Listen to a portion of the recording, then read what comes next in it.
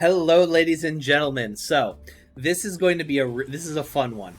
So, I want to give a little bit of context to this because it's not gonna make a lot of sense, but I want things to make a little sense. Okay, so Nair here is playing Salaman Great. He just pops off with a spinny, going into a Baylance. I'm gonna fast forward a little bit here. Baylance and we activate Salaman Great with Gazelle, getting a Sanctuary. Gazelle's effect activates, sending a Roar.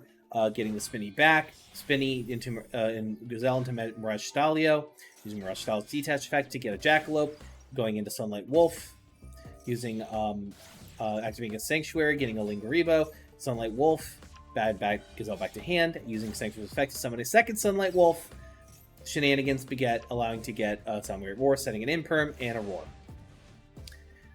Crispy here, Crispy Synchron, is running Super Quants. A lot of fun. Negating the white layer with the Ash Blossom, attacking into the Lingaribo, main phase 2, end phase, done. It's going to get spicy here in a moment. Give me a second. Flame Buffalo activates, sends Marissa back, summons a Jaguar, getting an Ash Blossom into a Splash Mage. Splash Mage is Nair's particular tech here to be able to go into some bigger things. Gazelle is able to get some things from deck into hand, using like in Salaman Great Rage, using the Splash Mage and other thing into Heat Soul Talker, getting a free draw, getting called by the Graven Hand, using the two Spinnies to go into Mirage Stalio, using Mirage Stalio's effect to get a Falcon to hand, and going into another Sunlight Wolf to activate its effect, bouncing Super Quantum Green Layer back to hand. Crispy uses Trigagonia, which is basically discounts Slifer the Sky Dragon. Holy shit. Nair sets his Roar and called by Crispy summons Super Quant Green Layer, Sword Soul, Heat Soul, whatever activates. White Layer gets negated with Imperm. Green Layer attacks over Falcon, so it's able to protect itself because it can banish Salaman Great from grave. At this point, me and my moderator Dust start saying to Nair, let him cook. We want to see the Megazords. We want to see the Megazords. And it takes a couple more turns for us to get to that point, but they're going to go into the white layer. Nair here is going to decide to hit the red layer, so he's able to get a blue layer back, activating a special Super Quant card that basically allows him to summon a big Bingus that they can go into the morphing monsters. Thematically, it's a Majestic. Unfortunately, Nair had Baguska in his deck, which basically gimped all of that, sadly, which is unfortunate. They go into the Link monster, which is titled, and I shit you not, Neo Super Quanto Mech King Blaster Magna. Holy fucking word salad, am I right? From there, they activate White Layer, resolve White Layer, and get Fairy Alphon, and they show it in hand. We're going to continue now. I am sorry for the pause. They banish these two cards that allow them to activate the busted-ass field spell from deck, and they end their phase. Now, fun little fact about the Super Quant cards, if you've got the right color Super Quant monster attached to the Xyz material, you can just negate shit. Unfortunately, in the face of a Harpy's Feather Duster, that wasn't enough. Nair goes into Baylance, pitches a card, activates Gazelle, gets a bunch of shit back, goes back into Sunlight Wolf. Spinny comes back and allows to go back into Mirage Stalio, which it pitched beforehand. Detaching, which then puts the Mirage Stalio face down. Doesn't negate its effect, though, as far as I'm aware. They get the field spell, the Sunlight Wolf and the Sunlight Wolf.